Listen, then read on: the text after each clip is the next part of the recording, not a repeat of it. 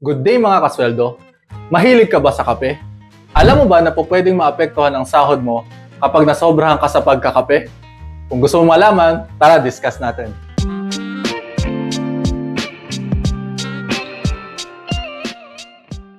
During working hours sa company, meron tayong break aside sa 1 hour lunch break natin. Typically, ang tawag natin dito ay coffee break. Walang binigay na rules and regulations si Dole regarding sa coffee break. Kaya ito ay company discretion. Normally, ang coffee break ay binibigay ng hapon. Pero may mga companies naman na hati, like 15 minutes sa umaga, then 15 minutes sa hapon. Since na wala namang binigay na rules and regulations si Dole, si company na ang nagde-decide kung meron bang coffee break o wala and kung ano yung schedule nito. Pero may mga employees na nakakalimot sa limit ng coffee break. Kaya nagkakaroon sila ng tinatawag na overbreak deduction.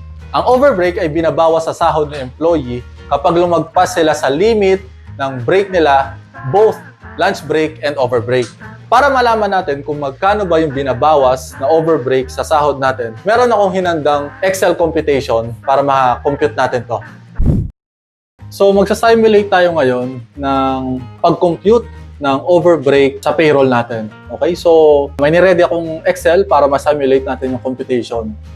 So dito sa Excel natin, marami tayong box na nakita. So isa-isahin natin yung laman ng each box. Una dito sa kaliwa, meron tayong nilagay na days in a year and monthly rate. Nilagay ko lang tong days in a year natin or yung required working days in a year sa company para ma-compute natin ng accurate yung daily rate, pati yung hourly rate, and yung minute rate. Yan. So ito yung bago sa computation natin, yung minute rate. So basically, kinuha ko lang yung hourly rate and dinivide ko siya by 60. Okay? So gagamitin natin tong minute rate para mabilis nating mako-compute yung overbreak deduction natin. Yan. So dito sa yellow box naman, nilagay ko lang yung schedule ng shift para ma-identify din natin kung anong oras yung lunch break and anong oras yung coffee break. Okay. Then dito naman sa kulay green na box natin, dito natin kukumputin yung attendance ni employee and try natin makuha yung overbreak minutes, okay, na na-render ni employee. Okay. Tapos sa baba, titingnan natin yung monetary value na mababawas kay employee kapag nag-overbreak siya. Depende kung ilan yung magiging overbreak niya. Okay? Sa unang sample natin, ang shift schedule ay 9 a.m. to 6 p.m. Tapos meron tayong lunch break na 12 to 1. Tapos ang coffee break natin is 3 p.m. to 3:30. Tingin tayo dito sa attendance. Tapos isa-isahin natin yung every hours na nag-in and out si employee. Yan. So una, pumasok siya na 9 a.m. Okay? So wala siyang tardy. Hindi natin kailangan consider ngayon tardy para hindi maguluhan. Okay? Tapos nag-out siya ng lunch break ng 12. So pasok naman doon sa break schedule. Okay? Then bumalik siya ng 1 p.m. Okay? So pasok pa rin naman sa lunch break schedule. And then nag-out siya for coffee break ng 3 p.m. So pasok. However, bumalik siya sa work or nag-time in uli siya ng 3:45. Yan, so lumagpas siya. Tapos nag-out siya ng 6 p.m. Since na ang coffee break schedule natin ay 3 p.m. to 3:30 lang, tapos nag-coffee break siya from 3 p.m. to 3:45, lumalabas na meron siyang 15 minutes overbreak. Yan. So pag nilagay natin dito yung 15 minutes, so automatically malalagay din dito sa payroll simulation natin kung ilan minutes ni employee. So paano tayo magko-compute ng overbreak deduction? Madali lang actually. Kukunin lang natin yung minutes na overbreak ni employee and i-multiply lang natin sa minute rate. Yan. So lumalabas na si employee na merong monthly rate na 25,000 per month, kapag nag-overbreak siya ng 15 minutes, meron siyang 29 pesos and 86 cents na overbreak deduction.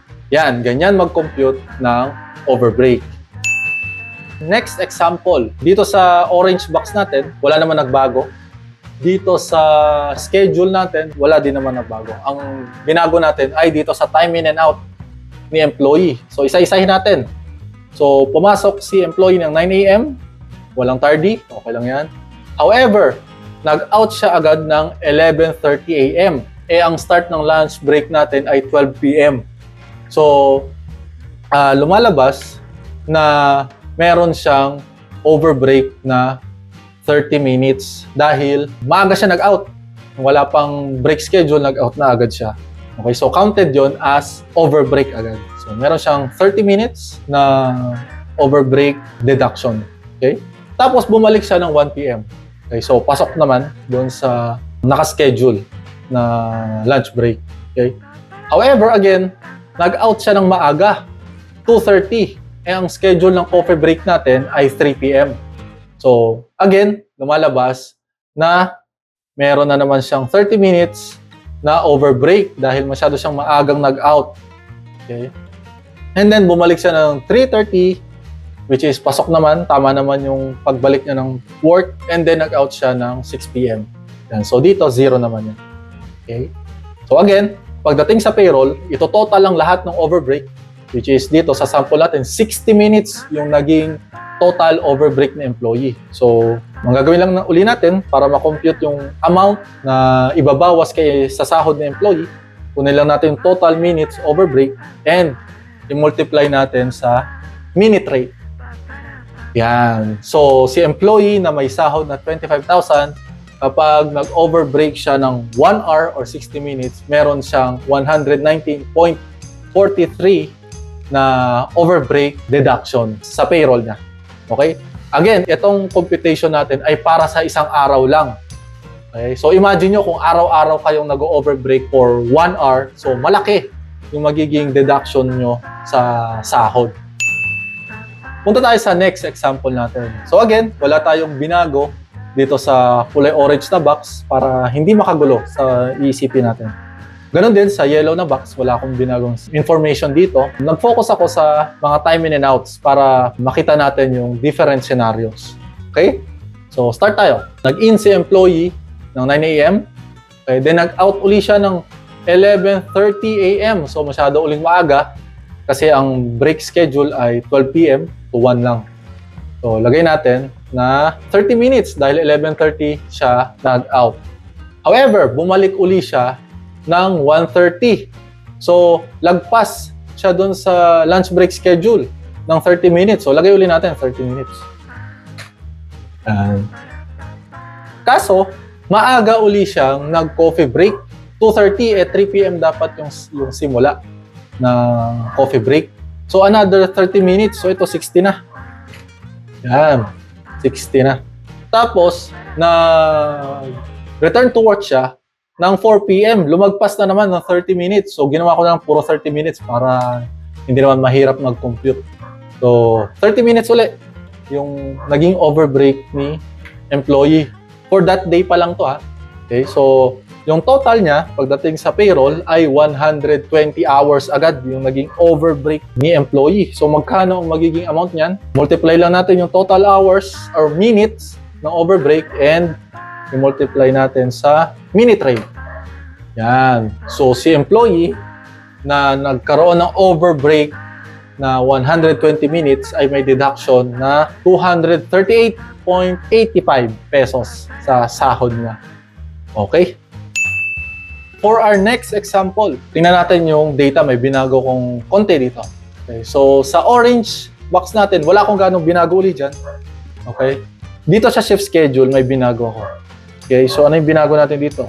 Yung shift schedule natin, 9 a.m. to 6 p.m., parehas pa rin naman. Yung lunch break natin ay 12 p.m. to 1 p.m. Parehas din naman. However, dito sa coffee break schedule natin, ang nakalagay ay 1 p.m. to 4 p.m. Okay?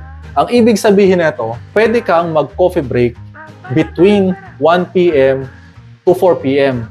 Pero for 30 minutes lang. Hindi ka pwedeng lumagpas ng 30 minutes. Yun yung ibig sabihin nito. So, anytime between 1 p.m. to 4 p.m., pwede ka mag-break basta hanggang 30 minutes lang. Okay? So, tingnan natin ngayon dito sa attendance kung ano na nangyari dito sa sample natin. Again, nag-start siya ng 9 a.m. Okay naman yan. Then, nag-out ng 12 p.m. So, tama naman yung oras ng out niya for lunch break. Kaya wala tayong overbreak. Then, bumalik siya ng 1 p.m., which is okay lang din. Yun yung dapat na balik niya from lunch break. And nag-out ng 3 p.m. Okay? And then, bumalik siya ng 4 p.m. Yan. So, pasok pa rin naman ng 1 p.m. to 4 p.m. yung naging break schedule niya. Pero lumagpas siya kasi dapat, di ba, 30 minutes lang yung magiging coffee break. So lumalabas dito na nag-coffee break siya for 1 hour. Yan. So si employee dito dapat magkaroon ng 30 minutes over break. So pagdating sa payroll, ang lalabas na deduction niya ay total over break minutes multiplied by minute rate. Yan. So yan yung expected na over break deduction ni employee sa payroll niya. Okay? So kung natuto ka sa video na to, please consider to like, share, and subscribe sa aming channel para updated ka sa anything Philippine payroll related topics. Love!